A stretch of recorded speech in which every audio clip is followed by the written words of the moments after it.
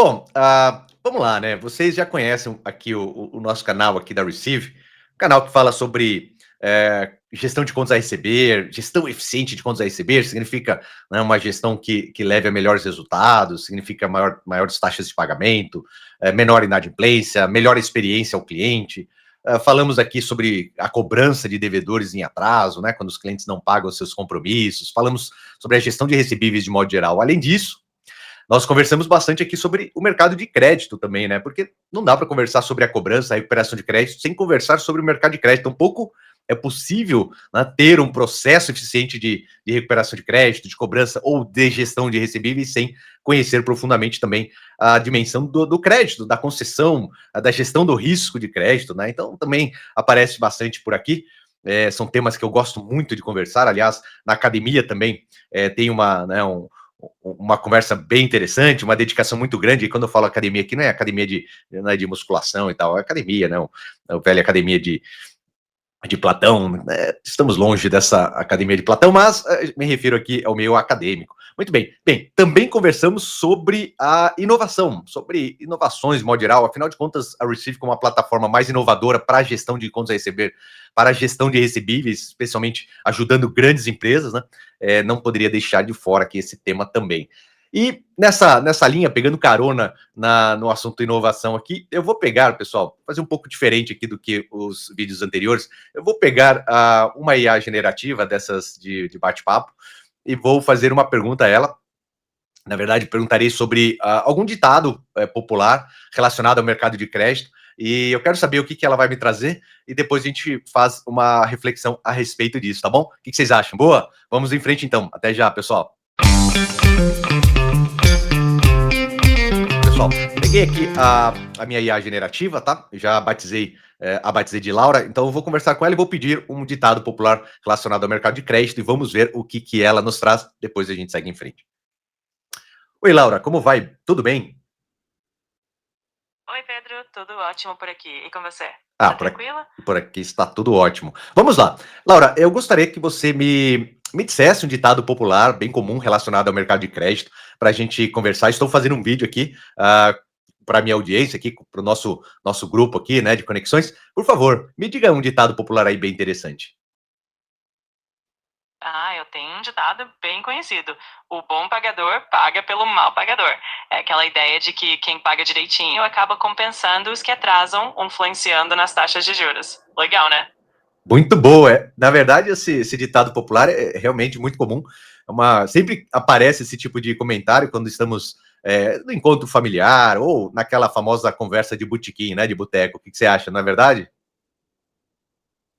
Com certeza, esses ditados sempre aparecem nas conversas mais descontraídas, né? E o legal é que eles trazem um fundo de verdade, especialmente quando a gente fala de crédito e finanças. Dá pra ver que a sabedoria popular tem o seu valor. Olha que coisa interessante, pessoal. Aqui numa conversa totalmente aleatória, chegamos a um ditado popular, realmente bem famoso aqui, que é o bom pagador paga pelo mal pagador. E segundo aqui, essa IA generativa, ela diz até que há um certo fundo de verdade.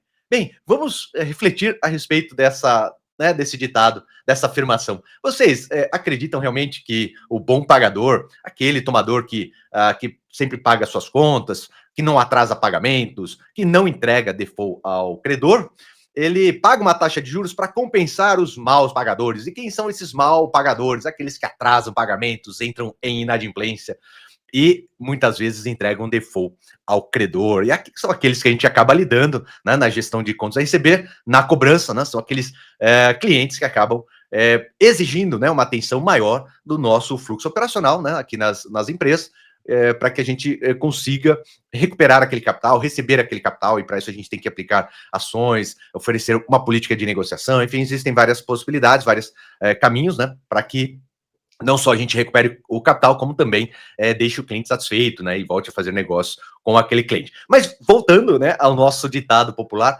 é bastante curioso, né? Você sabe que conceitualmente, pessoal, conceitualmente essa afirmação não é válida. Olha só que interessante. Por que ela não é válida? E eu vou me apoiar aqui na literatura, né, na teoria de risco de crédito, para explicar por que essa afirmação não é válida.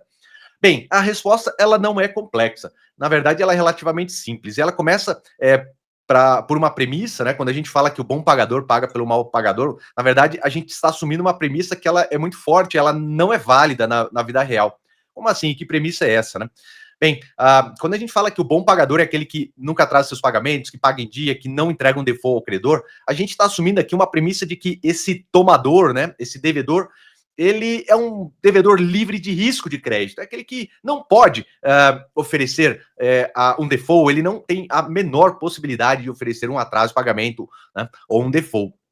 Um não pagamento permanente, né? Default aqui como não pagamento permanente, a incapacidade de pagamento, né, de qualquer valor adicional. E, portanto, entrega um default, né, um calote aqui em termos mais populares, né? E eu pergunto a vocês, bem, essa afirmação, ela não é válida, né, pessoal? Ela não pode, ela não tem sustentação na realidade, não é verdade? Por quê? Porque não há nenhum agente econômico, e agente econômico, pessoas físicas, pessoas jurídicas, governos, né? Então, Estado, não há nenhum agente econômico livre de risco de crédito, né?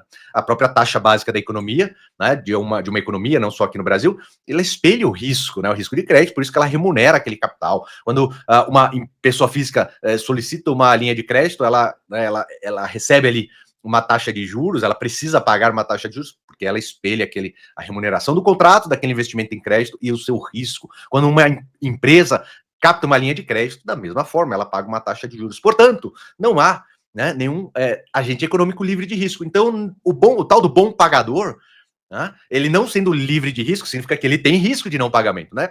Veja, pessoal, esse bom pagador, ele pode ter um patrimônio enorme, pode ter um rendimento muito grande, ele pode ter condições ali de saldar qualquer linha de crédito. Porém, ainda assim, há sempre uma possibilidade de não pagamento. Pode ser uma escolha né, do tomador de não pagar, pode ser uma fatalidade, pode ser um problema de saúde, pode ser, né, a gente tem algumas possibilidades. Então, sempre há a possibilidade de não pagamento por parte do tomador de crédito. Bem, pensando nisso, na largada da operação, na originação da operação, momento pelo qual o credor ele faz uma análise de risco, né, análise de risco de crédito daqueles tomadores, ele não sabe exatamente quem vai pagar até o final o contrato e quem não vai pagar, tá certo?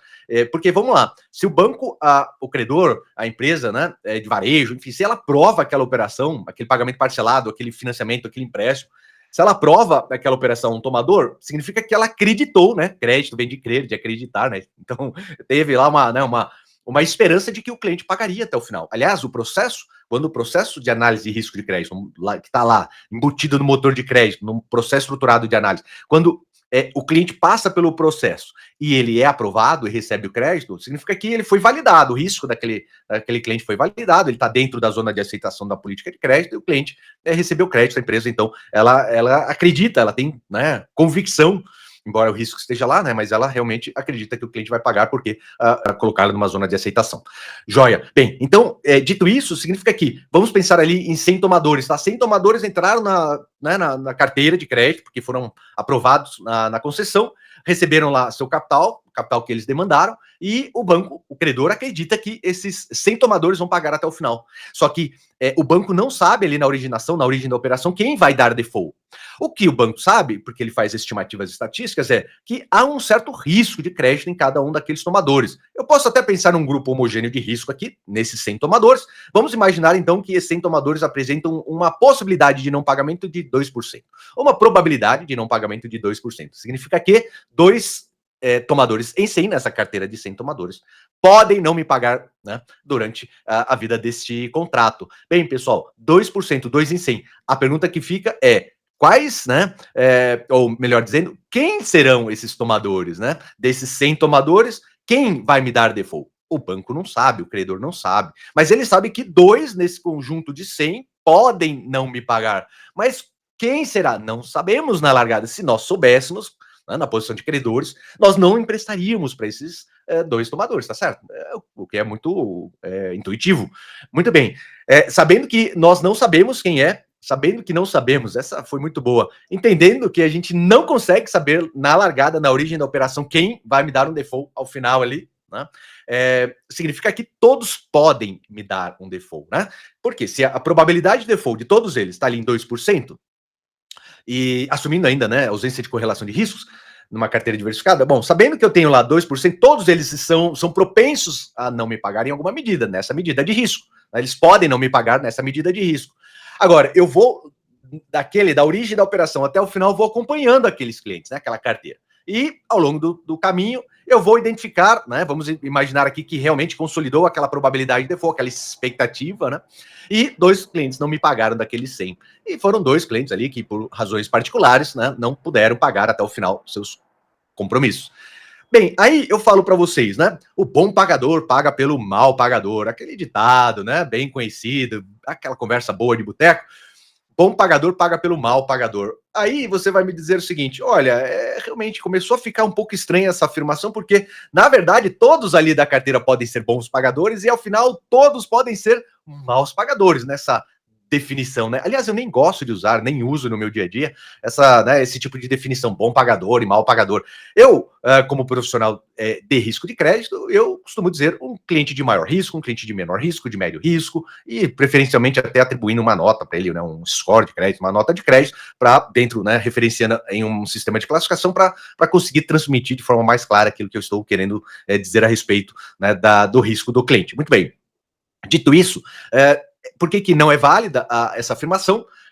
Porque o bom pagador, ele tem também o seu risco de crédito e ele pode se tornar um mau pagador. Então, quando a gente fala que o bom pagador paga pelo mal pagador, porque esse bom pagador paga uma taxa de juros para compensar o mal pagador, não é verdade. Ele está pagando, ele paga uma taxa de juros para compensar o seu próprio risco de crédito. Então, ele tem um risco, os credores analisam e estimam esse risco de crédito, atribuem uma taxa de juros correspondente a esse risco, fazem ali, né, uma estimativa do quanto que eles podem perder, perdas esperadas naquela operação. Isso significa que vai sensibilizar ali as contas de provisão e o banco também espera ter uma remuneração, né, para aquele capital que foi cedido, né? Durante aquele período, o credor ficou com uma ausência de capital e ele tem que cobrir despesas operacionais, ele tem que cobrir impostos para ter o resultado ao final do período. Então, notem que eu estou trazendo vários elementos que estão embutidos, né, em uma operação de crédito e todos esses elementos estão aqui relacionados, profundamente relacionados ao risco do cliente. Portanto, daquele único cliente que foi analisado. Então, o bom pagador paga pelo mal pagador? Não. O bom pagador paga pelo seu próprio risco de crédito, na verdade. O tomador de alto risco, ele vai pagar uma taxa de juros correspondente ao seu risco de default. O pagador de médio risco, ele vai pagar uma taxa de juros correspondente ao seu nível de risco. E o tomador de baixíssimo risco, ou baixo risco, ele vai pagar uma taxa de juros aí mais baixa do que as demais, né? Correspondente ao seu nível de risco, tá bom? Porque ele pode se materializar, o risco pode se materializar e ele pode entregar um default ao credor. Olha que coisa interessante, né? Então, a gente tem que tomar cuidado, né, com essas afirmações, com esses conceitos, pensar, refletir a respeito deles, porque nem todos eles são verdadeiros, né? Aquela premissa de que há um tomador livre de risco, né? Ela não é válida. Ela não é válida numa economia real, né? Muito bem. Então, essa foi aqui a nossa grande conversa. Agora, um ponto importante, pessoal. A IA generativa aqui, né, que eu batizei de Laura, ela falou, olha, tem até um fundo de verdade. Aí, eu fico refletindo um pouco mais, vamos além, né, daquela conversa mais conceitual, vamos chegar na nossa conversa mais de calçada do crédito, né, a vida real do crédito, que eu costumo dizer, né, que entre o credor e o devedor, há 50 tons de crédito, né? Essa é muito boa. Muito bem. Por que eu estou, né, trazendo esse elemento, né, mais de calçada, mais do dia a dia? Por quê, pessoal? Olha só, realmente, em algumas situações, pode acontecer deste tal bom pagador pagar pelo mal pagador. E que situação seria essa? Situação aquela que você, por exemplo, vê numa loja de varejo, né, um determinado produto, um bem ali sendo vendido a, por exemplo, R$ 1.000, tá certo? Com a possibilidade de pagar parcelado em 10 parcelas de R$ 100, sem juros, não é isso? Aparece lá, sem juros. Claro que tem juros, né? A gente sabe disso, porque se você optar por pagar à vista, você vai conseguir um desconto. Portanto, os juros está ali naquelas 100 parcelas. E sendo você um tomador de baixíssimo risco, se você está na zona de aceitação da política lá, você vai pagar 10 parcelas de R$ 100 se você optar pelo parcelamento. Agora, se você é um cliente de médio, alto risco, né, ainda que você seja, né, seja aceito na política, portanto, a empresa de varejo aceite vender para você, você também vai pagar o quê? As 10 parcelas de R$ 100. Bem, parem para pensar um pouquinho aqui, pessoal. Se os dois tomadores pegaram o mesmo tamanho de contrato, o mesmo capital, lá, R$ 1.000, e os dois, sendo um de baixíssimo risco e um de médio, alto risco, vou colocar aqui um de alto risco, se esses dois tomadores pegaram o mesmo capital, pagando 10 parcelas de R$ 100, aqui dá para imaginar que alguém está pagando uma taxa que não é uma taxa de juros que não é exatamente condizente ao risco dele, vocês não acham? E aí eu arrisco a dizer aqui, né, pela minha experiência, que quem está pagando uma taxa maior que deveria é aquele tomador ali de baixíssimo risco. Ele provavelmente está pagando uma taxa de juros maior do que ele pagaria se ele tivesse, né, recebendo ali uma taxa compatível ao risco dele. E não significa que a empresa de varejo não analisa o risco, não consegue discriminar, diferenciar os riscos. Ela consegue e tem estratégias para isso. Mas tem estratégia até de alocação de capital em função disso. Mas o que eu quero dizer aqui é que o tomador, o credor, ele precisa sempre buscar o credor que analisa o risco dele, né? Discrimina, portanto, o risco, né, dentro de um sistema de classificação, consegue identificar o risco dele e oferecer uma taxa de juros compatível àquele nível de risco. Se você tem baixo risco, baixíssimo risco de crédito, deve sempre procurar um credor que analisa o risco e te oferece uma taxa de juros compatível àquele risco. Isso significa que você sempre pagará uma taxa de juros menor do que clientes de médio e alto risco. Tá bom? Beleza, pessoal? É isso aí, uma conversa bem divertida aqui. A gente conectou aqui vários elementos, né? Desde inovação, começando aqui pela AI generativa e trazendo uma conversa popular aqui. Depois conectamos com a teoria de crédito e também com a teoria de cobrança e recuperação de crédito. Por quê? Porque esses clientes de maior risco significa que eles normalmente apresentam uma frequência maior de não pagamento, portanto, inadimplência, default. A gente costuma lidar com esses clientes nas esteiras de cobrança e recuperação de crédito e a gente tem que trabalhar da melhor forma possível para que esse cliente pague, ficando na nossa base de relacionamento aqui para negócios futuros. Beleza, pessoal? É isso aí. Espero que vocês tenham gostado e até o nosso próximo vídeo.